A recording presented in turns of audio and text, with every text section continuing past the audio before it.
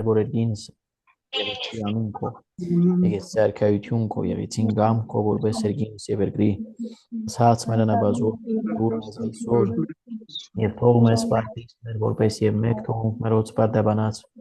եւ մի տանիրս մեզի փորձություն այլ բրգյազ մեզի չարեզի քո արքայություն եւ զորություն եւ փառք հավիտյանս ամեն Ողջույն քեզ Մարիամ, լիշնոր հոգ Տերընդ քեզ, օրնյալ ես դու կանայես եւ օրնյալ է պտուղ որովայնի քո Հիսուս։ Սրբուհի Մարիամ, Հայր Աստուծո, ասեք մեզ։ Աստվածն մեր մեղավորածս, այժմ եւ ժամում անվան մեր ամեն։ Ընտրենք Սուրբ Հույսին, որ իմաստուն աշակերտն է, ամենաիմաստուն աշակերտն է Քրիստոսի, իր որդուն ամենամտերիմ ճանաչողը,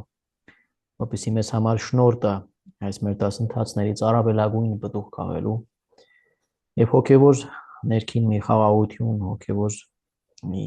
վերելք ունենալու համար Սուրբ Կույս բարեխոսի ավասն մեր ամեն Քրիստոս արիավի մերելոց Օրհնյալը Քրիստոսի մենք էլ կարծես թե հարություն առանք դժվար օրեր էին Սուրբ շաբաթը բայց շատ հաճելի տկնություն է դժվարություն է բայց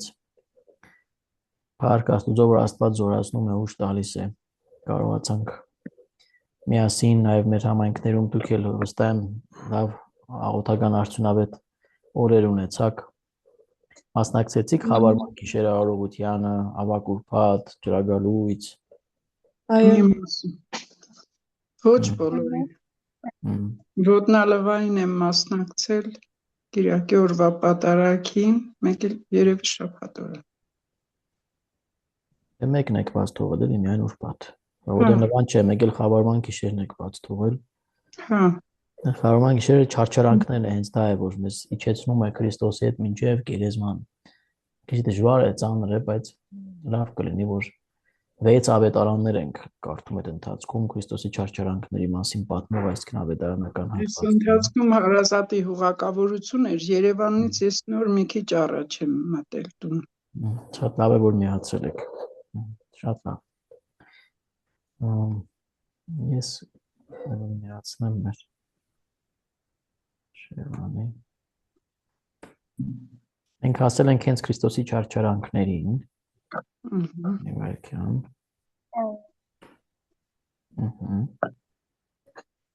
Արդեն պետք է որ տեսնեք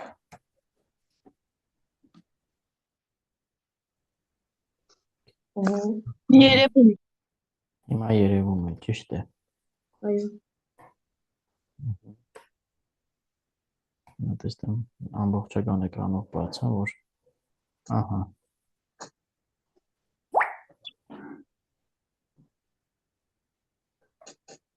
Ահա Հիսուսի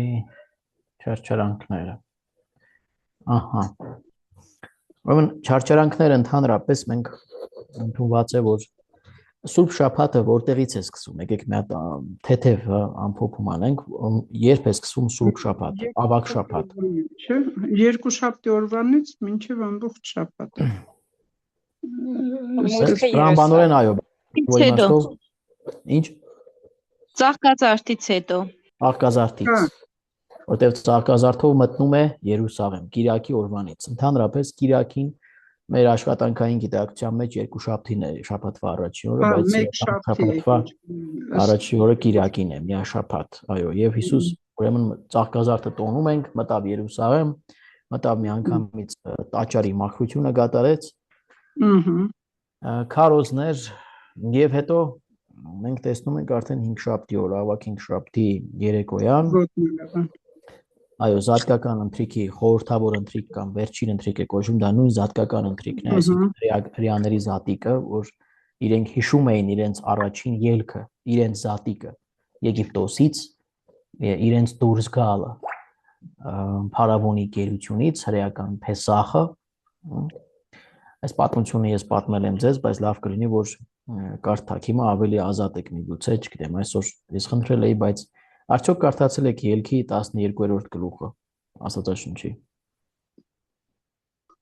Պետք է որ կարդացած լինեն։ Դուք ինչ որ գտել եք, բոլորը կարդացել եմ ես։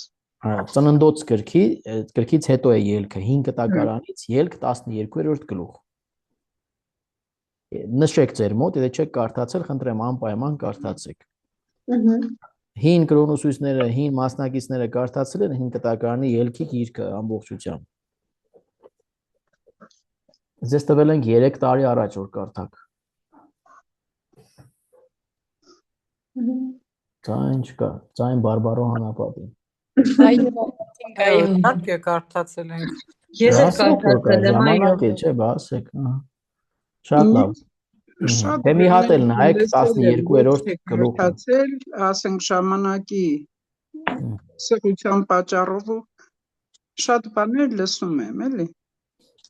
Լավ, բայց 12-րդ գլուխը բոլորը խնդրեմ մի հատ էլ կարդացեք հին Ես զատիկն ձեր նման, ասենք ձեր երևի հին աշակերտները այդ համարներով գիտեն, ես բովանդակությունը կարդում եմ, բայց ես համարներով չեմ ֆիքսում, էլի։ Հասկանալի է, գիտեմ Տիկին Սանա ջան, բայց մենք հիմա մեր նպատակը ամեն ինչ խորացնելն է, ոչ թե նույն աստիճանի վրա թողնելն է, այլ եղածը շատացնել եւ խորացնելն է, թե չէ։ Հա, ես էլ Ես ուշադրություն։ վստահ եմ, որ շատ բան իմացեք, արդեն իսկ երևում է, բայց պետք է խորացնենք։ Ուրեմն 12-րդ գլուխը կարդացեք, խնդրում եմ ելքի։ Այստեղ առաջին պատմությունն է, Զատկի պատմությունն է, ես նորից չեմ պատմի, որտեղ արդեն պատմել եմ, բայց այս իրադարձությունը իրենք հрьяաները մինչև այսօր իրենց ապրիլի 14-ին, որ Նիսան են ասում այդ ամիսը, միշտ հավաքվում են եւ հիշում են, թե ինչպես Աստված իրենց դուրս բերեց Եգիպտոսի գերությունից։ Եվ հատուկ արարողություն կա, զատկական գառն մորթում, այդ նույն հիշում են այդ գառը, որի արյունը դրվեց դրվեցին, այո, 4 բաժակ գինի են խմում, հա, այդ ընթրիքը կոչվում է Հագգադա։ Հիշում են այդ պատմությունը, ընտանիքի մեծը պատմում է այդ ամբողջ պատմությունը, հատուկ երկխոսության նույնիսկ կարողություն կա, փոքրը հարցնում է մեծին, թե ինչ տեղի ունեցավ, իրենք էլ անգիր պատմում են, ու սա սերնդեսերունդ բանավոր նույնիսկ փոխանցվում է։ Հիմա Հիսուս այդ ընթրիքը կազմակերպեց, բայց վերաիմաստավորեց։ Ինչ տեղի ունեցավ։ Երկու կարևոր իրադարձություն, հա, նախ Սուրբ Հաղորդության խորհրդի հաստատումը եւ ոտլնվան։ Սուրբ Հաղորդության խորհրդի հաստատումը մենք գտնում ենք 3 ավետարաններում, որ համատես են կոչում Մատթեոս, Մարկոս եւ Ղուկաս, 3 ավետարաններում։ Հովանեսի մեջ չկա այդ հաստատման պատմությունը, դրա փոխարեն Հովանեսի մոտ կա ոտլնվայի պատմությունը, որը չկա մյուս 3 ավետարաններում, եւ կա մատնության մասին խոսակցությունը, որը 4-ի մեջ էլ կա։ Մի խոսքով Սուրբ Հաղորդության խորհրդի հաստատման մասին կարող եք գտնել առաջին 3 ավետարաններում։ Ավակ 5 շաբթի տեքստը նայենք իր չարչանքների ժամեր առաջ, որտեղ երեկոյան ցերպակալվեց արդեն։ Դրա համար ասում ենք չարչանքները սկսվում է Սուրբ Հաղորդության հաստատումից իրականության մեջ։ Հիսուս վերջին անգամ ընթրիք արեց իր 12 աշակերտների հետ Երուսաղեմում վերնատան։ Ընթրիքից հետո նա հաց գինի վերցրեց, շնորհակալություն հայտնեց Հորը կամ գոհություն հայտնեց Հորը, օրնեց, տվեց իր աշակերտներին ասելով. «Արեք, կերեք, այս է իմ մարմինը։ Խմեք այս բաժակից բոլորդ, այս է իմ արյունը»։ Ասում է, այս է նոր ուխտի իմ արյունը, որ հեղվում է ձեր եւ շատերի մեղքերի քավության եւ թողության համար։ Այս խոսքերը քահանան կրկնում է յուրաքանչյուր Սուրբ Պատարագի ժամանակ, որով հացը դառնում է Հիսուսի մարմինը։ Ոչ թե քահանան է դարձնում, քահանան հրաշագործ չէ։ Քահանայի միջոցով, էլի կարծեմ անցած անգամ էլ ասացի, որ Քրիստոսը ինքն իջնում է երկինքից, օգտագործում է քահանային որպես միջոց, քահանայի մարմինը, ձեռքերը, շուրթերը, ձայնը, ասում է իր նույն խոսքերը, որ ասել է 2000 տարի առաջ, եւ իր ձեռքերում, որ քահանայի ձեռքերն են այդ պահին, հացը իսկապես դառնում է իր մարմինը, իսկապես, բայց արտաքին տեսքը, գույնը, համը, ձևը չի փոխում։ Հոգևորապես դառնում է իր մարմինը եւ արյունը, գինին արյունը, մարմինը հացը։ Եվ տալիս է ժողովրդին, ինչպես այն ժամանակ տվեց իր աշակերտներին, ասելով առեք, կերեք եւ խմեք սրանից բոլորդ։ Այս խորհրդի մասին շատ երկար կարելի է խոսել, բայց ես խոսեմ շատ կարճ։ Ուրեմն երբ ճաշակում ենք Հիսուսի մարմինն ու արյունը, Հիսուսը բնակվում է մեր սրտերում եւ մենք հաղորդվում ենք նրան։ Ինչ կապ ունի սա չարչարանքների հետ։ Ով կարող է ասել։ Կարճ պատասխան տվեք։ Արյունը չարչարանքներով է թափվում, էլի։ Արյունը չարչարանքների արդյունքն է։ Շատ լավ։ Մարմինն էլ երևի խորհրդանշական հաղորդակցված միջոց է, որ մենք չարչարանքների մասին եմ հարցնում, դուք ասեցիք, ուրիշ պատասխաններ։ Նա ուրեմն չարչար էր, որ արյուն հոսեր, սա տրամաբանական է, չէ՞, բայց իր չարչարանքները խաչի վրա էին, իսկ այդ արյունը հոսում էր բաժակի մեջ, այդպես ասենք, գինու սկիհը, մենք սկիհ ենք ասում եկեղեցական պարագային, բաժակին, դրա մեջ դարձավ իր արյունը, բայց Հիսուս արեց դա նախապես, ժամեր հետո արդեն իսկ առավոտյան ինքը պետք է խաչի վրա լիներ, խաչի վրա պետք է գանվեր եւ ձեռքերը պետք է մեխեին, որպեսզի դա մնա մեզ հիշատակ իր չարչարանքների, իր պատարագի զոհաբերություն է նշանակում, որ ամեն անգամ ասում է կատարեք այս ի հիշատակ ինձ, Պողոս Արաքյալն Կորինթացիներին ուղղված նամակի 11-րդ գլխում ասում է ամեն անգամ երբ որ կատարեք Սուրբ Հաղորդության խորհուրդը պետք է հիշեք Տիրոջ մահը, ուրեմն մեզ թողեց մի հիշատակ, որ ամեն անգամ մենք Սուրբ Պատարագը կատարենք, ամեն անգամ ինքը պատարագի մեջ ներկա լինի մեր խորանի վրա եւ մեզ տանի կանգնեցնի իր խաչի տակ եւ մեզ մասնակից դարձնի իր զոհաբերությանը, ոչ թե մենք դահիճներն ենք, ճիշտ հակառակը, մենք իր նման զոհաբերվող ենք պատարագի ժամանակ խաչի վրա, մանավանդ երբ որ իր արյունն ու մարմինը ճաշակում ենք, իր հետ միասին խաչ ենք բարձրանում եւ մեր մեղքերի եւ համար քավություն եւ թողություն է լինում, բայց իր շնորհիվ, ոչ թե մեր, այլ միայն իր միջնորդությամբ, դրա համար ինք կոչվում է միջնորդ։ Ուրեմն երբ որ մենք դա անում ենք, դա պարզ հիշատակություն չէ։ Մենք բողոքականները, ավետարանականները եւ այլն, իրանք էլ ունեն նմանատիպ մի սովորություն, Կիրակի օրերը ամիսը մեկ հավաքվում են, բայց եփված գինի, որ սպիրտը դուրս գա, խմում են, ասում են սա մեզ համար հիշատակություն է, մենք հիշում ենք ինչ որ Տերը արեց, բայց իրենց համար դա իսկապես չի վերածվում հացն ու գինին, իսկապես չեն վերածվում Քրիստոսի մարմնին եւ արյան։ Դա կարեւոր է որ դուք իմանաք, որտեղ այսօր ավետարանական եկեղեցին մեծ ազդեցություն ունի եւ շատերը գնում են այդ եկեղեցին, որտեղ ամեն ինչ շատ պարզ է կարծես թե մատուցվում, բայց այս կարևոր առանցքային եկեղեցական այս մեխերը մեր վարդապետության եւ մեր հոգեվոր կյանքի, որով մենք միանում ենք Քրիստոսին եւ նրա փրկչագործ առաքելության, իրենք չեն պահում։ Իրենց համար դա ուղղակի հիշողություն է, իսկ մեզ համար դա ինքն դա կանոնական եկեղեցի չի, չէ՞ ավետարանականը։ Այո, այդպես կարող ենք ասել, որտեղ կանոններից շեղված են, դա մեր ընդհանրական եւ ավանդական եկեղեցու կանոններից շեղված է, բայց օրինակ հայրաքելական ռուս ուղղափառ եկեղեցիները, որոնք ավանդական եկեղեցիներ են, իրենք պահել են ամբողջությամբ մաքուր Սուրբ Պատարագի ամբողջ տրամաբանությունը պահել են։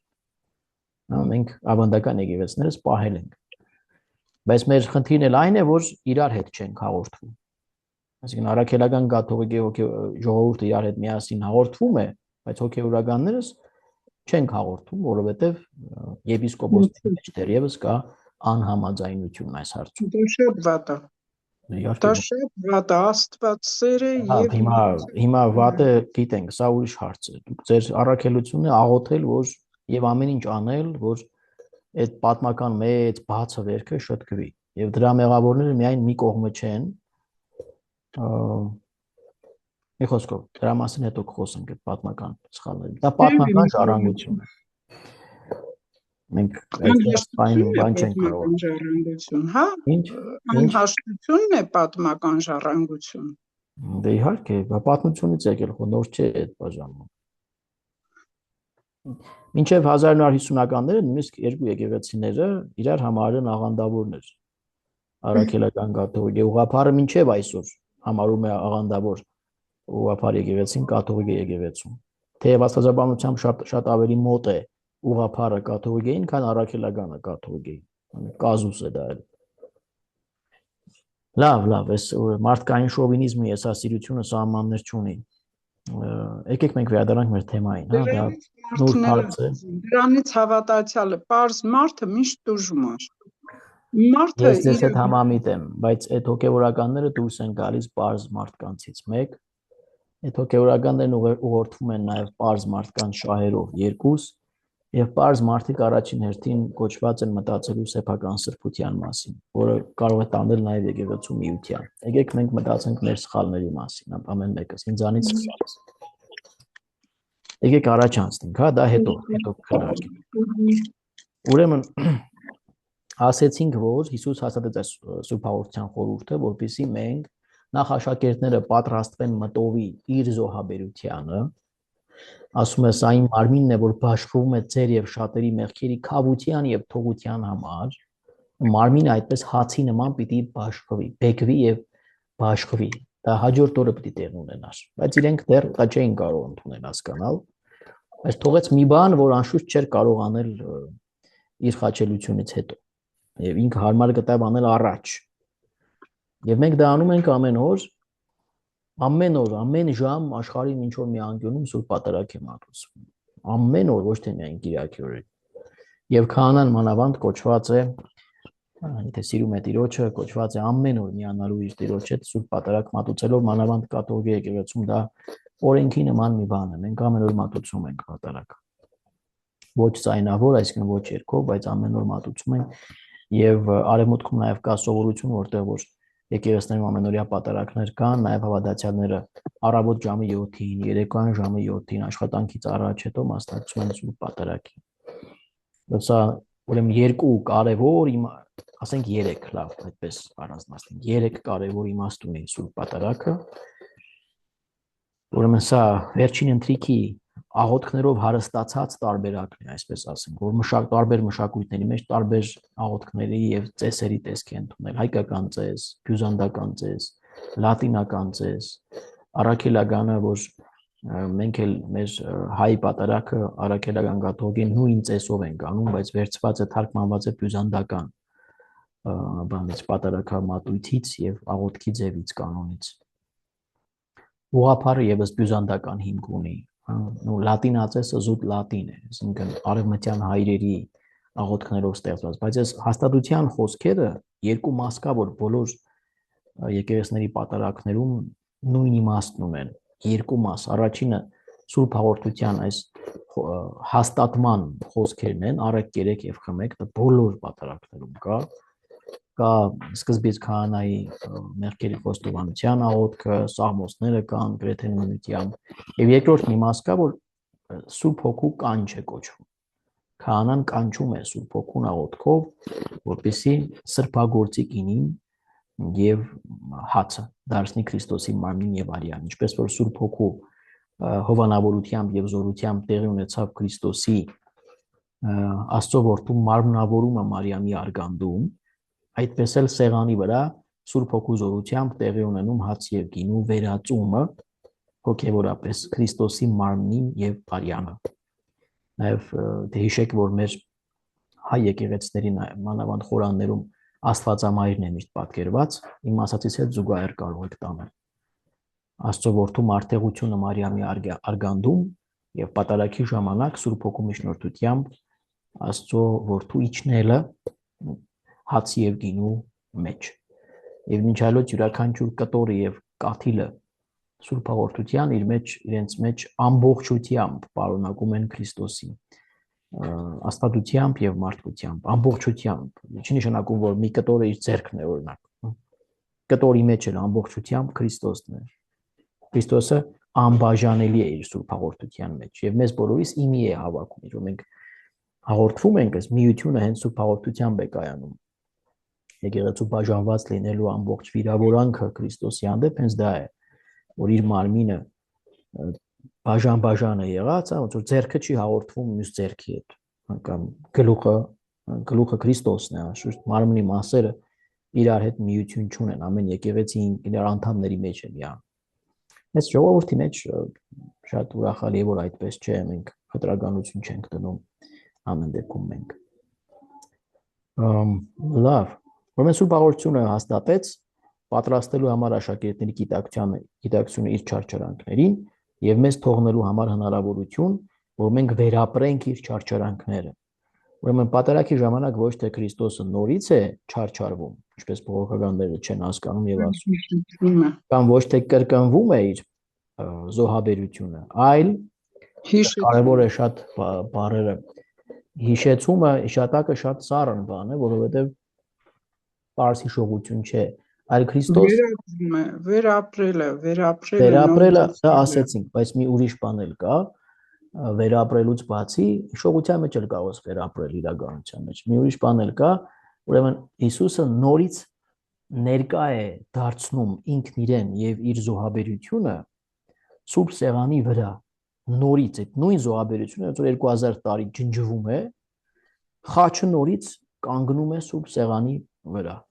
Քրիստոս նորից գանվում է խաչին, չի կրկնվում, նույնն է, բայց նույնը դառնում է կենթանի նույն ձևով։ Սա կարևոր է հասկանալ, որ Սուրբ Պատարագի ժամանակ Քրիստոս նորից կենթանի է դարձնում իր զոհաբերությունը, ոչ կրկնվում է, ոչ էլ պարզ հիշողություն է։ Անցնենք առաջ, այս մասը հերիք է Հիսուսի աղոթքը Գեթսեմանի պարտեզում։ Ինչ տեղի ունեցավ։ Ընթրիքից հետո դուրս եկան, մի վարքյան, ընթրիքից հետո դուրս եկան, միասին գնացին Գեթսեմանի կոչվող պարտեզը, Թիթենիաց լեռան վրա էր։ Այդտեղ կար մի ձիթանք, ըստ երևույթին, ինչպես մասնագետներն ասում են, դրա համար կոչվում էր Թիթենիաց պարտեզ, եւ մտավ Գեթսեմանի անունը, Թիթենիաց լեռը, եւ մտավ այդ Գեթսեմանի անունը կրող պարտեզը, եւ այստեղ աշակերտներին թողեց մի կողմ մի քիչ հեռու եւ գնաց առանձին աղոթ։ Ինչ էր աղոթում, ասեք։ Հորից խնդրում էր իր մարդկային տկարությունը այդ ժամանակ, կարծես թե եկավ եւ հորից խնդրում էր, եթե հնարավոր է իրենից հեռու պահի այդ բաժակը, բայց ոչ այնպես ինչպես իր կամքն է, այլ այնպես ինչպես հոր կամքն է։ Այստեղ էլ հնազանդ որդի լինելը եւ հորը կամքը կատարելը կարեւորվում է։ Շատ լավ, շնորհակալություն։ Ես տեսա, որ ահագին նաեւ երիտասարդներից են մասնակցել, միացել։ Հիմա մյուս հարցերին խնդրեմ դուք էլ անպայման ակտիվ պատասխանեք, հա, Տիգին Սուսանան գիտի, մնում է որ դուք էլ պատասխանեք, հասկանանք հələ ով ինչ գիտի ձեզանից, նաև հետաքրքիր է ուղղակի, ոչ թե քննություն չէ սա։ Լավ։ Մի վարքյան։ Ուրեմն աշակերտները մի քիչ հեռու քնել էին, չկարողացան արթուն մնալ Հիսուսի հետ ծանր աղոթքի բային։ Եվ սրա համար է, որ մենք խավարման գիշեր ենք անում։ Այսինքն աշակերտները չկարողացան քնել, մենք որպես մեր սիրո նվիրման արտահայտություն մենք ենք ջանում արթուն մնալ Հիսուսի հետ գոնե 3 ժամ, գոնե։ Ընդհանրապես ամբողջ աղոթքը ծեսով որ անենք, մի 5 ժամ կտևի երկեցողությամբ։ Հիսուսն աղոթելիս արյուն քրտնեց, որտեղ գիտեր, թե ինչպեսի դառն չարչարանքներ էր ենթարկվելու։ Որից խնդրեց, որ չարչարանքները իրենից հեռու անցնեն, բայց Աստծո հրեշտակը զորացրեց նրան։ Ասաց, թող ինձանից հեռու անցնի այս բաժակը, եթե կարելի է։ Բայց թող լինի քո կամքը, ինչպես դու ես կամենում, ոչ թե ինչպես ես։ Այդ ընթացքում 3 անգամ գնում է, տեսնում է աշակերտները քնած են եւ գալիս են։ 3 անգամ է գնում է։ Սա իր նաեւ հուզված մարդկային հուզմունքն է արտահայտում։ Ասում է արյունը քրտինքը արյան նման շիտ հոսում էր նրա ճակատից։ Այսինքն մարդկայնորեն Հիսուսի համար էլ բարդ էր, որտեղ գիտեր թե ինչ է լինելու։ Ամբողջ չարչարանքները պատկերացնում էր Տերը, բայց նախընտրեց կատարել հոր կամքը։ Գիտեք, հայրը այստեղ պետք է որոշ բացատրություն տալ, որտեղ հայրը մի դաժան հայր չէ, Աստված որ ուզում է իր որդուն ասել, դու պիտի մեռնես եւ վերջ, հա։ Սա մարդկության հանդեպ սիրո արտահայտություն է։ Մարդկության հանդեպ սիրո եւ այլ Քրիստոսի հանդեպ սիրո արտահայտություն է, որովհետեւ Հիսուս երբ որ չարչարվեց եւ մեռավ, դա եղավ սիրո բացարձակ արտահայտություն, դա ինքնազոհաբերություն էր։ Նա իր չարչարանքներով փրկագնեց մեզ բոլորիս, այսինքն վճարեց մեր բոլորիս սխալների դիմաց, հատուցեց իր արյամբ։ Քանի որ կար այդ սովորությունը, գիտեք, որ քարներ էին զոհաբերում որպես հատուցում սեփական մեղքերի համար, որտեղ միշտ պետք է մեղքերի համար հատուցել, այս մասն էլ խոսեցինք, չկա խուսափում հատուցումից Աստուծո օրենքի մեջ։ Ով ինչ սխալ որ արել է, վաղ թե ուշ հատուցելու է։ Վաղ թե ուշ, հատուցումն անխուսափելի է։ Դա կարող է լինել թե կարող է ծանր, դա մենք չենք որոշում։ Աստված ինքն է որոշում եւ մեր նաեւ անտարբերությունը կամ մեր հոգեվոր կյանքի վիճակը ինչպիսին է այն։ Բայց անշուշտ եթե մեկը Քրիստոսի նման կամովին ստանձնում է հատուցումներ կատարել, այսինքն իր փոքրիկ զողողություններով, հատուցումներով, ծոմաբահությամբ, պահքով, բարեգործություններով նմանվում է Քրիստոսին, այսպես ասենք, Քրիստոսի նման խաչ է կրում, Աստված իրենից հեռացնում է որոշ հատուցումների անհրաժեշտություն կամ պատիժներ ասեմ, որ ավելի պարզ լինի։ Կամավորի դեպքում, որ մարդը հասկանում է, զղջում է, ինքն է անում, շատ բաներ Աստված մի կողմ է դնում։ Տեսնելով մեր զղջումը, մեր անկեղծ արտասուքներ, անկեղծ։ Սա շատ խորքային հարց է, որ մենք կոչված ենք մտածելու յուրաքանչյուր պահքի ժամանակ։ Հենց հարության տոնը գալիս է, ամեն ինչ շատ լավ է, Քրիստոս զոհվեց, մենք փրկված ենք, հարություն առավ Քրիստոս, բայց այդ ընթացք 40 օրը ինչպես ապրեցինք, սա շատ կարևոր է, արդյոք մենք իջանք Քրիստոսի հետ գերեզման թե չէ, որ հարություն առնենք։ Զղջացինք թե ոչ, կամ շատերը խոստովանում են ճիշտ է մեղքերը, բայց բոլորը չէ, որ շատ անկեղծ եւ խորքային զղջում ունեն։ Իրենց խիղճը հանգստացնելու համար ամենածանր անգամ մեղքերի մասին կարող խոսել, բայց շատ այսպես թեթև չես տեսնում ոչ արտասուք, ոչ ծանրություն իրենց հոգիների վրա։ Բայց մեր պարտականությունն է աղոթել, որ Աստված իրեն շնորհ տա, որ կարողանան այդ մեղքը նորից չկործել։ Թեև հավանականությունը 90% է, որ նորից կկործեն։ Բայց Քրիստոս այս խոստովանության խորհուրդ հաստատել է մեզ ուժ տալու համար։ Դե մենք գիտի, որ մենք տկար ենք։ Քրիստոսին որպես մարդ ասում է զորացնում էր Աստուծո հրեշտակը այս աղոթքի ժամանակ։ Բայց ինքը չմոռանանք, որ Աստծո որդի էր եւ վերջում իր մարդկային կամքը լիակատար համաձայնության մեջ դրեց Աստվածային կամքի հետ։ Ինչ էր հոր կամքը։ Իր որդուն տալ ուրիշ իր զավակներին, մյուս զավակներին փրկելու համար։ Զոհաբերել։ Աբրահամի որդուն խնայեց Աստված, փոխարինը տվեց իր որդուն։ Լավ, ուրեմն այս հատվածը կարող կարդալ Մատթեոս 26:36-46 օրինակ, ուրիշ ավետարաններում էլ անշուշտ կա, բայց Մատթեոս 26։ Խնդրեմ գրեք ձեր մոտ, հա, որ հիմա հենց վերջացնենք, մի հատ ուղղակի աչքի անցկացրեք, նոր քնեք։ Աղոթքի պես կարդացեք այս հատվածները։ Սա ավետարանից չէ, ես սա պարզեցրել եմ, այս տողերը, վերաշարադրանքի։ Բայց դուք ուղիղ տողերը կարդացեք ավետարանի։ Մատթեոս 26:36։ Լավ, անցնենք առաջ, հա։ Հուդայի մատնությունը եւ Հիսուսի ձերբակալությունը։ Գեթսեմանի պարտեզում աղոթքից հետո Հիսուսի աշակերտներից Հուդան, որ 30 արծաթ կաշառք էր վերցրել, եկավ զինվորների հետ միասին մոտեցավ եւ համբուրեց Հիսուսին, մատնելով, թե նա էր Հիսուսը, որին փնտրում էին։ Զինվորները ձերբակալեցին Հիսուսին եւ տարան, իսկ աշակերտները բոլորն էլ փախան։ Հիմա հարց կարող առաջանալ. ինչու Հուդան դավաճանեց։ Այս փողներ հարցը, բանկ մտածել, տրամաբանական հարց է։ Ես մեր հարցում եմ։ Երիտասարդներ, լեցես լսենք հլը։ Քանի որ Հուդան գիտեր, թե ինչ են անելու Հիսուսի հետ։ Ահա։ Ես մեկ հարցում եմ, Իվարկյան, սա հիշենք, հա, որ քննարկենք առաջինը չկարճ, բայց Հուդան չգիտեր, թե ինչ պետք է տեղի ունենա։ Շատ լավ, այսպեսի տարբերակ, այսպեսի կարծիք կա իրականում մասնագետների մեջ։ Մյուսը։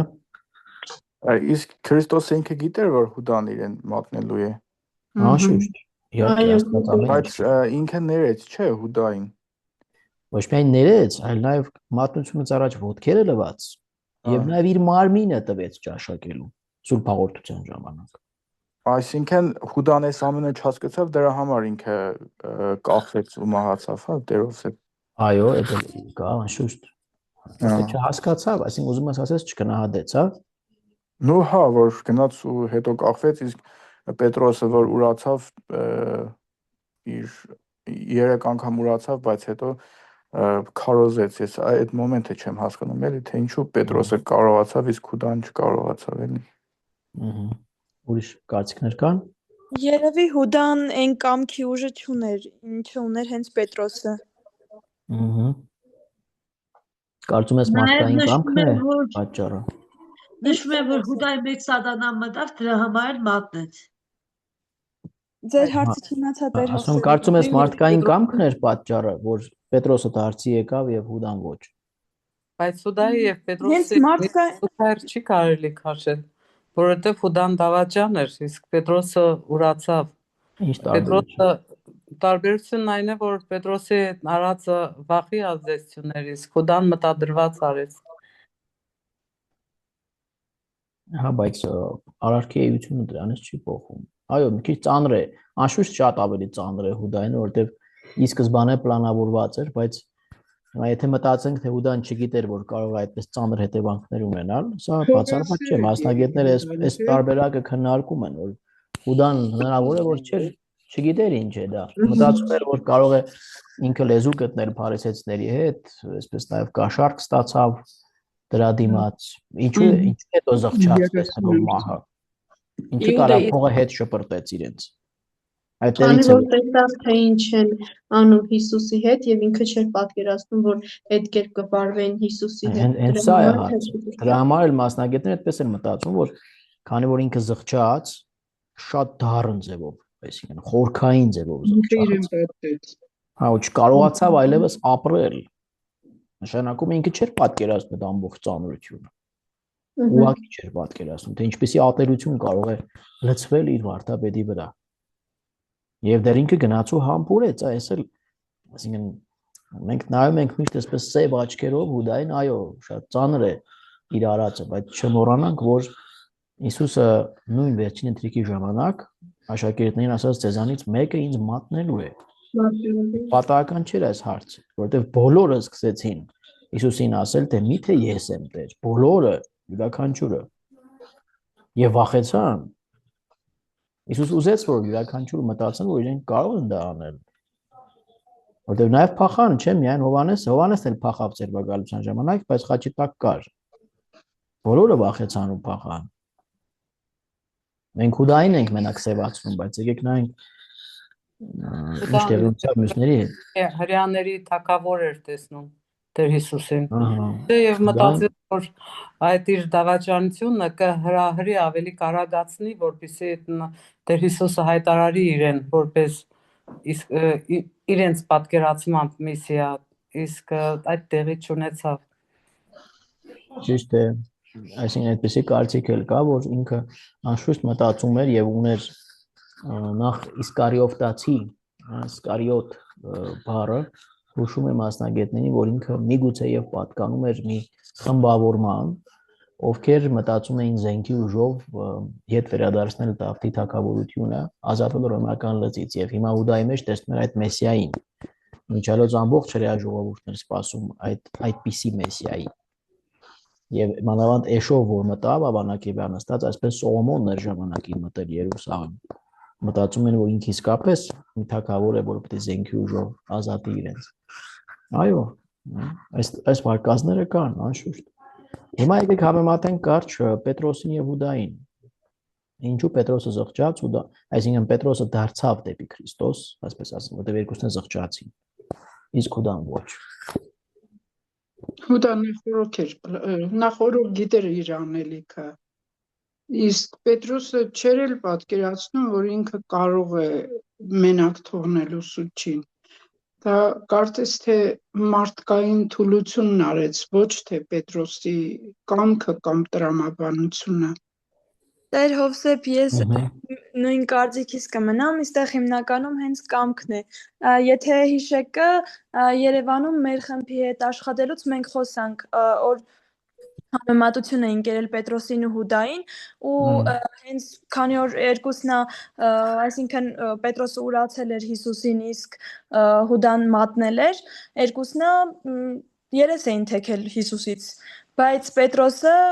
ինքը այդքան կամք ունի ու ինքը վերադարձավ, այսինքն դարձի եկավ, իսկ Հուդան այդ սրբության ճանապարհից դուրս եկավ, այսպես էլի կարելի ասել։ Իհարկե մարդկային կերպարները տարբեր էին եւ Հիսուս երբ որ Պետրոսին ընտրեց որպես իր եկեղեցու վեմ, Սիմոնին ասաց դու Պետրոս պիտի կոչվես, սա պատահական չէր, ինքը նաեւ գիտի ում է ընտրում Հիսուս, հա, եւ ասաց թե դու սատանան ահա ուզեց Ղուկաս 22-22-րդ գլխում որ նայեք 33 համարի դե չեմ սխալվում ասում է ահա սատանան ուզեց ձեզ մաղի անցկացնել եւ ասում է բայց ես աղոթեցի քեզ համար Պետրոսին է ասում որ դու երբ ինձ վերադառնաս հա հաստատես քո եղբայրներին այդպիսի խոսքեր կա այսինքն Հիսուս աղոթում է եւ ինքն է նաեւ չէ 3 անգամ վերահաստատում է Պետրոսին իր առաքելության մեջ շատ լավ հասկանալով իր մարդկային տկարությունը թուլությունը ինքի սկզբանե Հիսուս ամեն ինչ գիտեր բոլորի տկարությունները բայց Պետրոսը նաեւ հանդիպեց Հիսուսի հայացքին երբ ռակավաղը կանչեց հանդիպեց Հիսուսի հայացքին սա նշանակում է որ ինքը Աստծո շնորհով եւ սիրով կարողացավ վստահել Աստծուն եւ հետ եկավ հպարտություն չուներ իր մեջ հասկանում եք ի տարբերություն Հուդայի որ ճիշտ է հասկացավ իր արարքի ստորությունը բայց չկարողացավ հանձնվել Աստծո սիրուն բայց Հուդան էլ ինքը իրեն պատժեց ավելի խիստ վարվեց իր անձի հետ այո իհարկե ծանրությունը Հուդայի այսինքն արարքի ուրանալը չի կարելի ուրանալ այսինքն մենք չենք կարող դա մերժենք ասելով թե նույն բանն է նույնը չէ բայց այդ ուրացման տարը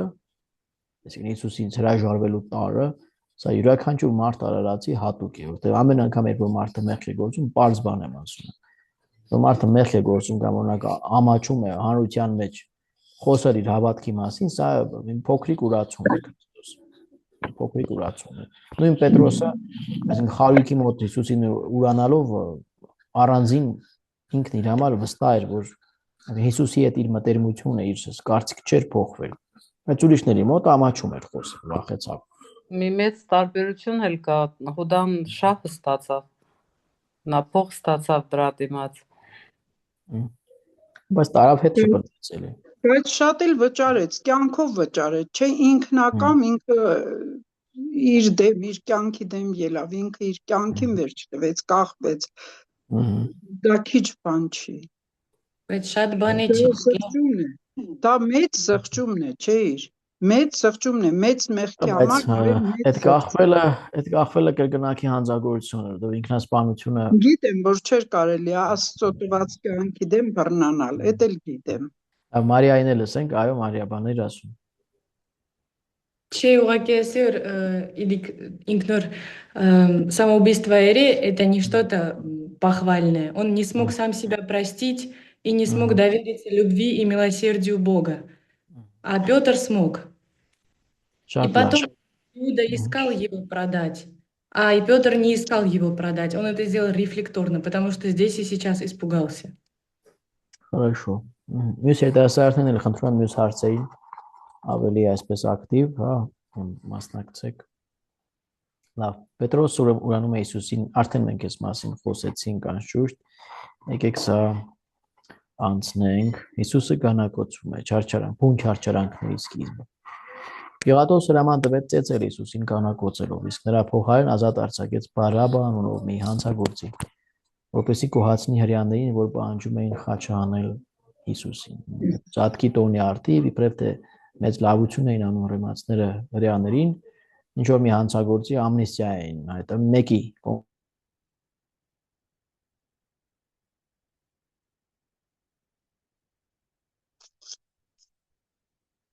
ընտրեցին այս Բարաբային, որ պարզ մի հանցագործ էր, իրենց համար սա, այսինքն անմեղ, այսպես ասենք, իրենց փարիսեցիների համար անմեղ էր իմաստով, որ հասարակության մեջ հոգևոր շարժում բան չէր սկսել, իրենց հեղինակությանը չէր վճարում, չէր վնասում եւ կարող էին այս տարի չէ հաջորդ տարի դատապարտել մահվան։ Այդպես իրենց խիղճը կարծես լրացնելու համար խղճի ձայնը եւ իրենց հեղինակությանը սպառնացող Հիսուսից ազատվելու համար Բարաբային ընտրեցին։ Հիսուսի գլխին փշե պսակ են դնում եւ ծաղրում։ Դիվոները Հիսուսի գլխին փշերից պատրաստված թագի նման պսակ դրեցին, կարմիր զգեստ հագցրեցին, սկսեցին ծեծել ու ծաղրել։ Մտածելով թե Հիսուս ուզում էր թագավոր դառնալ։ Ինչ թագավորի մասին է խոսքը։ Երեխեք, երիտասարդներ դուք ասեք։ Ես կարծում եմ, որ այն թագավորի մասն է խոսքը, որ իրենք սպասում էին, որ կփրկի իրենց հռոմեացիներից, բայց Հիսուսը ինքը եկել էր որպեսզի իրենց փրկեր մեղքից, չէ, այտենց էր։ Այդ մասին ասենք, որ մտածում էին, որ ինքը պետք է լինի Դավթի թագավորության վերականգնողը քաղաքական երկրային իմաստով։ Եվ հռոմեացի զինվորներն են, բայց իրեն ծեծողը, մտածելով, որ իսկապես այս մարդը ուզում է թագավոր դառնալ, իրենք էլ այդ զինվորների հենց ստորին դասակարգի նախանձով, հա, որ իրենց ձեռքը թագավոր է ընկել, որի հետ ինչ ուզեն կարող են անել, այդպես ծաղրում էին այս մարդկային ապելության եւ նախանձի արտահայտությունն է սա նաեւ։ Հրեաները չէին ծաղրողում ծեծողը, հռոմեացի զինվորներն էին։ Հիսուս խաչ վերցնում է ուսին եւ բարձրանում է դեպի Գողգոթա լեռը։ Մենք գիտեք, որ ունենք, չէ, 14 կայանները։ 14 կայաններ,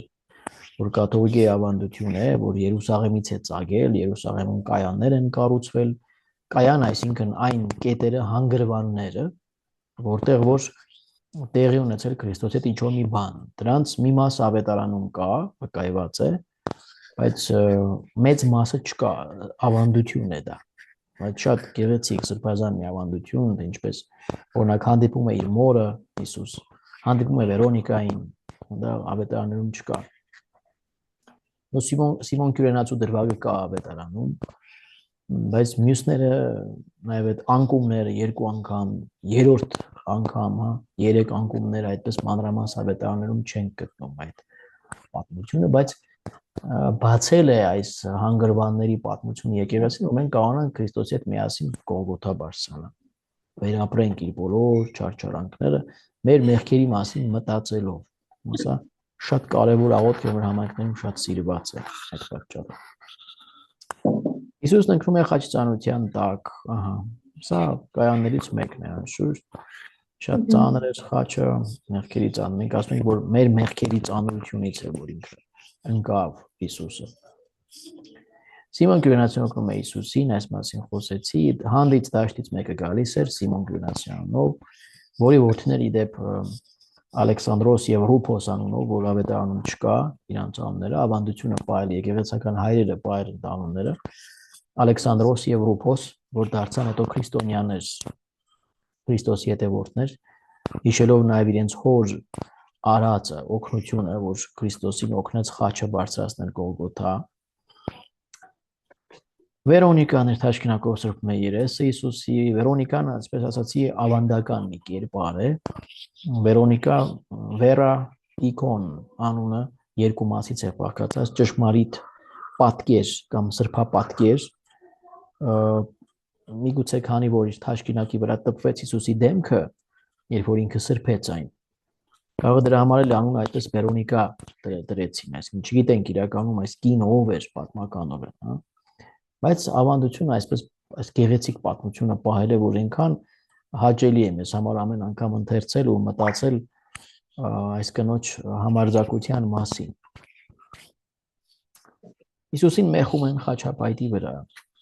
Դա ավետարանական արդեն հստակ պատմություն է։ Գիտեք, որ խաչի վրա հռոմեացիները մահապատժի են ենթարկում ստրուկներին։ Եվ ամենաանարգ մահապատժի գործիքներ սա։ Հիսուս ընտրեց ամենաանարգ մահը, այսպեսով փաստելով, որ ինքը ամեն ինչի պատրաստ է հանուն Աստուծո սիրո, հոր հանդեպ սիրո եւ մարդու հանդեպ սիրո։ Նույնիսկ ամենավերջին է, ամենաանարժանապատիվ մահվան։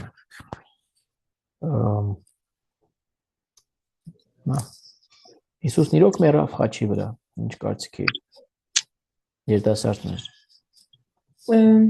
Այո, սկզբից այո։ Սկզբից ո՞րն է, ինչ է նշանակում սկզբից։ Երբ ինքը խաչի վրա էր եւ աղոթեց Աստծուն, իր հորը ասեց, թե ինչի համար ինքը իր հետ նման կերպ վարվեց, այդ ժամանակ նա մահացավ։ Որ խոսքերից ես ենթադրում, որ ինքը ասեց, ինչի ինձ հետ այդպես վարվեցիր։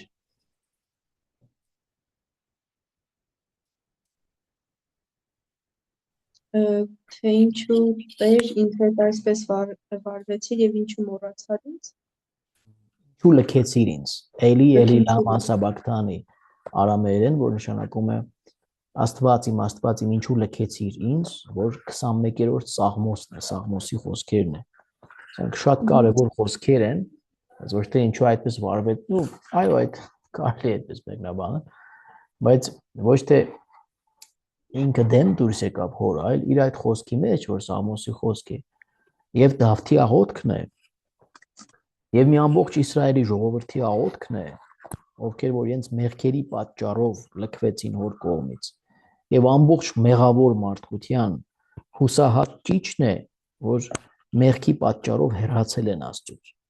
որը Հիսուս վերցրեց իր մեջ այդ ամբողջ մեղավոր հուսահատ վիճակը մարդկային բնության վերցրեց իր մեջ, կարծես սպունգի գուբկայի նման քաշեց իր մեջ, այդպես ասեմ, հա։ Մանավանդ որ վերջում քացախներ խմեց, քաշեց իր մեջ, դրանից հետո ու վերացրեց։ Դրանից հետո եղավ հարություն, չէ՞։ Իրեն պետք է որ այդ ամբողջ խեղճ վիճակը մարդկության ինքը քաշի իր մեջ։ Եվ իր մահով դա ջնջի այլևս։ Այսպես հեշտությամբ դժվար է հասկանալ միանգամից, լավ։ Ու իսկապես մեռավ Հիսուս, այդպես ասեմ, իսկապես մեռավ։ Ինչից ենք դա իմանում, որովհետև տեգով, երբ որ նիզակով կողը ծակեցին, ստուգելու համար մեռել է, թե չէ, ինչ հոսեց։ Արյուն եւ ջուր։ Արյուն եւ ջուր։ Ահա։ Մյուսներին մուրճով կոտրեցին սրունքները։ Շատ ցավոտ, այսինքն սարսափելի բան եմ ասում, բայց կոտրեցին, որ կարողանային նաև իջեցնել խաչից, հա, ու հասկանալու համար մահացել են, թե չէ Հիսուսին նիզակով կոտրեցին։ Դե ինչու չգիտենք, բայց սա այսպիսով կատարվեց մարգարեությունը, որտեղ ասում է, որ նրա ոսկորը չպիտի փշրվի, ինչպես որ այն զատկական գարան ոսկորը արգելված էր փշրել 12-րդ գլխում ելքի պատմվող, որ կերան հրեաները զատկի գիշեր, ասեց ոսկորը չջարդեք հանգարտ, որ ինքը ամբողջական մնա։ Սրանք թվում են թե այսպես երկրորդական բաներ են, բայց սուրբ գրքի համար շատ կարևոր են խորհրդանիշները։ Ոսկորը չկոտրվեց, մնաց ամբողջական, ինչպես եւ իր քահանայական իր վերնազգեստը, իր շապիկը չպատրեցին, այլ վիճակ գցեցին ամբողջական ձևով, թե ում պիտի հասնի։ Կարևոր խորհրդանիշներ են։ Մեռավ խաչի վրա, մինչև էր սիրելով Հայր Աստծուն եւ մեզ։ Հիսուս մեռավ խաչի վրա զատկի նախորդին, ավակ ուրբաթ։ Ժամը քանիսին մեռավ, ով գիտի։ 6 ժամին։ 6-րդ ճիշտ է, 6-րդ ժամին, որը համապատասխանում է մեր որ ժամի 3-ի, ժամը 3-ի։ Ճիշտ է, ժամը գրած է այստեղ։ Լավ, ժամը 3-ին։ Երբ կողը նիզակով ծակեցին, արյուն եւ ջուր թափվեց։ Ուրեմն արյուն եւ ջուրը մեր սուրբ հայրերը ասում են, որ այն գետն է, այն ակունքն է, որով ոռոգվեց մեր եկեղեցին, որից ծնվեց մեր եկեղեցին, շատ հետաքրքիր պատկեր է, որտեղ դա նաեւ իր սիրո արտահայտությունն է, այդ արյուն եւ ջուրը։ Լավ, խաչից իջեցրին եւ դրեցին ժայռափոր գերեզմանի մեջ։ Ով իջացրեց, ով դրեց գերեզմանի մեջ, ում գերեզմաններ դա, ով գիտի։ Հովսեփը եկավ, չէ, Հովսեփը խնդրեց, որ թույլ տան իջեցնի խաչը։ Հովսեփ ով, հետո Հովսեփ Արիմաթեացին, ճիշտ է։ Հրեաների առաջնորդները վախենում են, որ չտարածվի Հիսուսի հարության մասին լուրը։ Այդ զինվորները, որ պահպանում են գերեզմանը, չէ, հրեաների խնդրանքով, որպես Հիսուսի աշակերտների իբր նրա մարմինը չկողանային եւ չփափեին, բոլորին թե հարություն է առել, բայց հետո էլ այնպես ասեցին զինվորներին, թե դուք ասեք, թե աշակերտները կողացել են։ Մենք ձեր ղեկավարներին կկաշառենք, դուք հոգ մի արեք։ Լավ, այս բանը վերջացավ այս սլայդը, շարքը, հիմա մյուսը միացնեմ։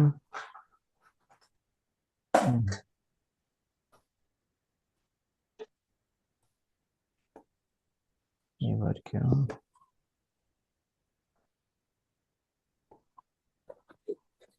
Մեզ մնաց 10 րոպե։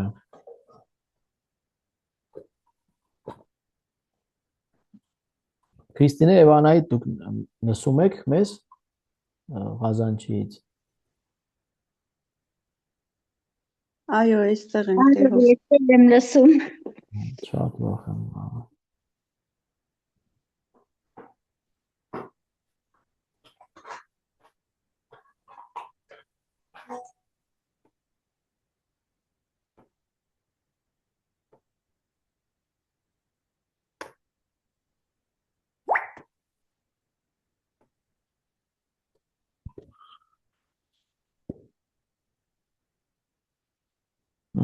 Երևաց։ Այո։ Այո։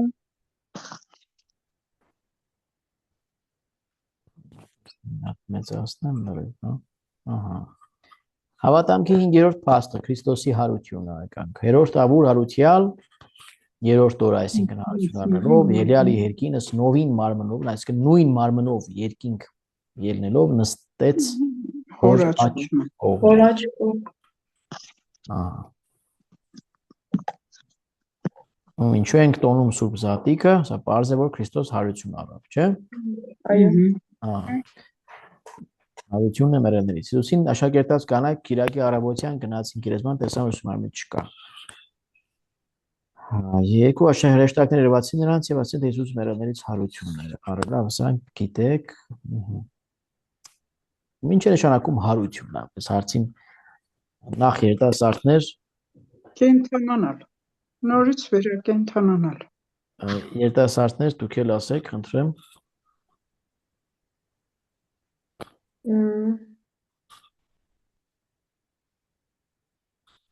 Վերամարմնավորվել։ Չէ, այդ չի ավարտին։ Եթե ավարտին Նանալ ոչ թե հինդուիզմի ռեինկարնացիան եղավ։ Ես կարծում եմ, որ ինքը միջավ դժոխք հաղթեց սատանային եւ այդ ժամանակ հարություն առավ, հենց դա է նշանակում հարություն առավ։ Հարություն բառը, դուք ինչպես եք պատմում, օրինակ Ղազարոսի հարությունից ինչ որ ձեով հարությունը Հիսուսն նշեց վերակենդանանալ ոչ թե հենց մարմնով, այլ հոգով։ Վերածնունդ։ Մահվանից կյանք առնել։ Այդ դեպքում ինչի մարմինը չկար, եթե միայն հոգով գերեզմանի մեջ։ Հարության ամենամեծ փաստը մի վարքյան մարմնով Հիսուսն էլ, հոգով ու մարմնով։ Ուրիշ կարծիքներ երեխեք։ Վերածնունդ։ Լավ, ուրիշ մի հարց տամ։ Մահվանը հաղթեց։ Ինչով է տարբերվում օրինակ 12-ամյա Հայրոսի 12-ամյա աղջկա հարությունը, որ գրաբարում հարություն բառն է օգտագործված էլի, Հիսուսի հարությունից։ Հենց նրանով է տարբերվում, որ Հայրոսի աղջկան Հիսուսը հարություն տվեց, իսկ ինքը իր ուժով հարություն առավ։ Այդ ինչ տարբերություն, այդ ինչպես տարբերություն է։ Չէ։ Հայրոսի աղջիկը նորից մահացավ։ Որ Հիսուսի մարմինը բաներով, մեխերով, գամերով Հիսուսին տանջել էին, երեխան մահացել է։ Չէ, այդ սրանք երկրորդական աքսեսուարներն են ոնց որ ասում։ Ամենաէական հարցը։ Ինչով է տարբեր։ Հիսուսը հոր կամքով էր մահանում։ Չէ, մի վարքյան։ Հայրոսի աղջիկը մյուսները նորից մահացան։ Կարին է լսում ենք, ահա։ Նրանք նորից մահացան, իսկ Տեր Հիսուսը հավիտենական կյանք լուսավորվեց։ Սա է, ճիշտ պատասխանը սա է։ Այդ 3 դեպքերը Հայրոսի աղջիկը, Նային քաղաքի հարուցյալ այդ երիտասարդը եւ Ղազարոսը նորից մեռան։ Այ վերակենդանացումը դա է։ Վերակենդանացումը դա է, իսկ Հիսուսի հարությունը ճիշտ է վերակենդանացում է, բայց իր մարմինը էապես տարբեր էր մյուսների մարմինից, որովհետեւ այլևս ոչ ծերանում էր, ոչ հիվանդանում էր, ոչ սովածանում էր, ոչ հոգնում էր, հա, եւ երբեք ապականությանը չենթարկվեց, գերեզմանի մեջ չփտեց։ Ղազարոսի մարմինը մեռնելուց առաջ փտել էր։ Հիսուսի մարմինը նախ չփտեց, երկրորդ հարություն առած մարմնով ինքը այլևս ապրում է, այդ մարմինն է ապրում հավիտենական կյանքով։ Մարմինն է ապրում հավիտենական կյանքով։ Հոգով հարություն այդպիսի հասկացություն գոյություն չունի, երեխեք ջան։ Նու կարող ենք փոխաբերական իմաստով ասել, բայց հոգին երբեք չի մեռնում։ վատ մարդ, լավ մարդ, հոգին ունի սկիզբ, ճիշտ է, Աստված է ստեղծել, բայց հոգին չունի վերջ։ Նույնիսկ դժոխքը հավիտենական տանջանք է, չենք ասում կյանք, բայց դժոխք գնացողները եւս չեն, հոգին չի մեռնում, հասկանում եք։ Հարությունը վերաբերում է միայն մարմիններին, բայց այդ հարությունը ենթադրում է, օրինակ մեր հարությունը, ինչպես Քրիստոսի պարագայում, հոգու եւ մարմնի վերամիավորում։ Քրիստոս դժոխք իջավ ավերեց, այո, իր հոգին նախ անձեռն մխելի էր, իսկ մեր մարմինները հարություն առնելով վերամիավորվելու են մեր հոգիների հետ։ Իսկ ովքեր որ դեռ կենթանի պիտի լինեն երկրորդ գալեստյան ժամանակ Հիսուսի կամ ընդհանուր հարության ժամանակ, ինչպես Պողոս Արաքյալն ասում է 15-րդ գլխում Կորինթացիներին ով առաջին նամակի, ասում է այս ապականացու մարմնի վրա պիտի հագնենք անապական մարմինը։ Ինչպեսին այդ անապական մարմինը մենք կարող ենք միայն կարդալ ավետարանից եւ որոշ աղոտ գաղափար ունենալ, բայց քանի դեռ չենք տեսել, աշակերտները բախտավոր են որ տեսան Հիսուսի անապական մարմինը, բայց մենք քանի դեռ չենք տեսել, մենք ասում ենք փառավոր հարության մարմին եւ վերջ։ Հասկացաք, որ ինչեւ է տարբերվում Քրիստոսի մարմինը մյուսների մարմիններից։ Նա իսկապես մահացել է, Աստծուց տանում է մի նոր կյանք իր մարմնում, Հիսուս առաջին մարդն է որ հարություն առավ, այսինքն Աստծուց ստացավ մի նոր կյանք իր մարմնում, որ այլևս երբեք չմահացավ։ Սա է տարբերությունը։ Հիսուսի հարության մարմնով երված իր աշակերտներին, որոնք մատներով դիպան նրան եւ նաեւ վերքերին, չէ, Թովմասը կպավ։ Եվ համոզվեցին, որ Տերը հարություն առել նույն մարմնով։ Ինչ է ամենամեծ ուղերձը Հիսուսի, որ մահը հաղթահարելի է։ Ապականացու, մահկանացու մարմինը կարող է լինել անմահ։ Թոմասը, Հիսուս երբ որ հավատաց երևաց աշակերտներին, Թոմասը այդտեղ չէր, ասաց մինչև չտեսնեմ մատներս չմտցնեմ նրա վերքերի մեջ չեմ հավատա։ Հետո եկավ Հիսուս կանգնեց մի օր աշակերտների մեջ, որ Թոմասը այդտեղ էր եւ ասաց բեր մատներդ մտցրու վերքերից մեջ որ հավատաս, անհավատ մի եղիր Թոմաս, սա էլ մատները դրեց եւ ասաց Տեր իմ եւ Աստված իմ ու հավատաց։ Ու հետո ինչ ասաց Հիսուս նրան, մի կարևոր պատասխան։ Ասաց Մարիա, ով որ խոսում է թողեք խոսա, խնդրում եմ, հա։ Ты веришь, потому что увидел. Блаженны те, которые не видев веруют. Ահա։ Դու հավատացիր, որովհետև տեսար, բայց Երանի նրանց, ովքեր չեն տեսել, սակայն կհավատան։ Իսկ մեզ է Երանի տալիս Հիսուս, եթե մենք հավատանք։ Ինչպես մարդիկ լսեցին Հիսուսի հարության մասին։ Յուղաբեր կանայք գնացին գերեզման, յուղելու մարմինը անուշահոտ յուղերով, դրանց մեջ էր Մարիամ Մագդաղենեցին նաև, այն կինը, որը մեղավոր էր։ Որից 7 տևեր հանել Հիսուսը։ Եվ հետո արդեն երևաց աշակերտներին, հրեշտակները ասացին, որ ինչու եք ողջին մեռյալների մեջ փնտրում։ Նա հարություն առավ եւ տեսան դատարկ գերեզմանը, այնտեղ անուշահոտություն կար։ Դատարկ գերեզմանը, հա, ուրեմն կանայք եւ աշակերտները, երկու հիմնական խմբեր են, չէ, որոնց Հիսուս երևաց։ Այդ հուզիչ պատմություններ կան, թե ինչպես Հիսուսը մի քանի անգամ երևաց աշակերտներին։ Թերևս ամենահուզիչը կոնե ինձ համար Մագդաղենացու երևալն է։ Գիտեմ այս պատմությունը գիտեք թե ոչ, հա, Հովհաննեսը պատմում է, որ Կիրակի այգաբացին, սա միայն Հովհաննեսի ավետարանում կա, ինչ այլոց, Հովհաննեսի 20-րդ գլուխ 11-րդ համար։ Հա, կարդալ ծափորինի այսօրվա ձեր վերջին ընթերցումը։ Եկավ Հիսուսի գերեզման ու տեսավ, որ նրա մարմինը չկա։ Ինչ տեսավ, ուրեմն սնարը դատարկ, որտեղ որ դրած էր Հիսուսի մարմինը, եւ նրա այդ սպիտակ հագուստը, որ տեսնում եք, ոչ թե հագուստը, ներողությունը, պատանքը, որով մարմինը փաթաթել էին, սիրուն ծառված դրված էր մի կողմ, այդ դրվագները էլի միայն Հովհաննեսի մեջ է։ Եվ հրեշտակներ էին նստած։ Ինչ թվաց, գալիս էր մտածելով, թե Հիսուսի մարմինը գողացել է։ Այդ ժամանակ, երբ որ Հիսուսը թիկունքից մոտեցավ,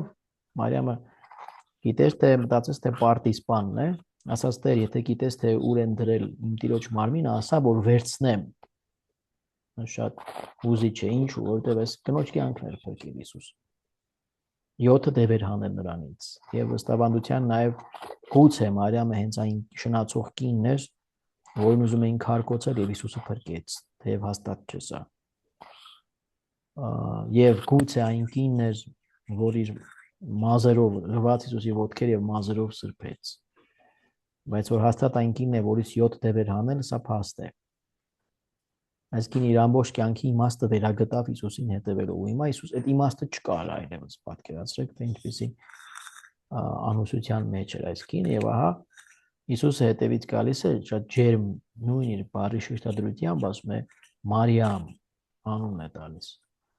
Եվ նա դառնում տեսնում է, որ լսում է այս ձայնից, հասկանում է, որ Տերն է, ասում է Ռաբունի,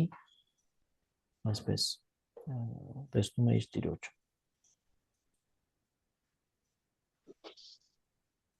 Ահա, արդեն տեսնում որ բավական ուշ է, եկեք այս Էմավուսի պատմությունը, որ շատ հետաքրքիր է, սա էլ մյուսին քննարկենք, հա, մեր մյուս հանդիպում։ Լավ, եթե հարց կա, արագ պատասխանեմ ու վերջացնենք։ Եթե կարելի է մի հարց։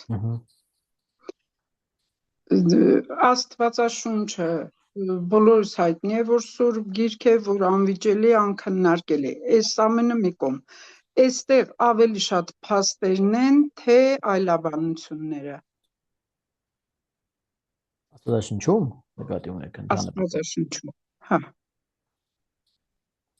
Փաստերը երբեմն նաև այլաբանական իմաստներ են արտահայտում, չէ՞, որն է։ Այսպիսի մի բան ենք ընդունենք, որ Աստվածաշունչը դա ոչ թե մի գիրք է, այլ գրադարան է։ Հայրերը ասում են։ Եվ դա կան տարբեր, հարցը քանակը չէ, հարցը ոչ թե քանակն է, 48 գումարած 27, ոչ թե քանակն է, այլ ժանրային տարբերությունները, ոճական տարբերությունները, բացարձակապես միայն մարգարեություններն են թերևս իրար նման եւ պատմական գրքերն են իրար պես որոշակի նմանություններ ունեցող գրքեր խմբավորված են որոշ կատեգորիաների մեջ ժանրերը տարբեր են այսինքն փաստը մնում է փաստ եւ այդ փաստերի մեջ կարող են լինել որոշ պատմական անճշտություններ ասենք Կյուրոսի թագավորության ժամանակաշրջանը օրինակ կամ Դարե թագավորի Պարսկաստանի թագավորության ժամանակ օրինակ կամ չգիտեմ, ну առավել հստակ են ավետարանների պատմությունները, օրինակ Ղուկասը, որ բժիշկ էր ինքը շատ հստակ ամեն ինչին ուշադրություն դարձնում է։ Փաստը մնում է փաստ, փոխաբերությունները կան իմաստային ուրեմն տարբերություններ Սուրբ Գրքի գիրքը հասկանալու համար։ Կա բառացի մեկնաբանություն, կա փոխաբերական մեկնաբանություն, այդ ձեր ասած այլաբանությունն է, որ օրինակ մարգարեությունների լեզուն այդպիսին է մեծ մասամբ եւ շատ հարուստ է այլաբանորեն գրված կա տիպաբանություն այսինքն տեսակ ինչպես օրինակ Իսահակի փոխարեն զոհաբերված գառը տիպն է տեսակն է Հիսուսի որպես գառն Աստծո կան նմանությունների անագոգիկ է կոչվում այդպիսի մեկնաբանություն տարբեր իմաստային մեկնաբանությունների մասին են խոսում մասնագետները, ձեր ասած երկուսն էլ կա, եւ փաստ եւ այլաբանություն։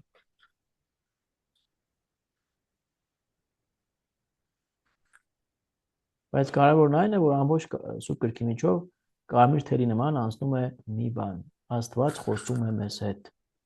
Խոսում է ուրիշների ժանրերի, տարբեր ժամանակի գրական ժանրերի միջոցով, տարբեր մարդկանց նաև պատկերացումների միջոցով, բայց կարդում ենք միայն այն, ինչ որ Աստված ուզում է, որ մենք կարդանք, այդպես ասեմ։ Լավ։ Բարի գիշեր բոլորին, շնորհակալ եմ։ Բարի գիշեր։ Մենք էլ շնորհակալ ենք։ Բարի գիշեր։ Բարի գիշեր, շնորհակալություն։ Բարի գիշեր, Տեր Հովսեփ ջան։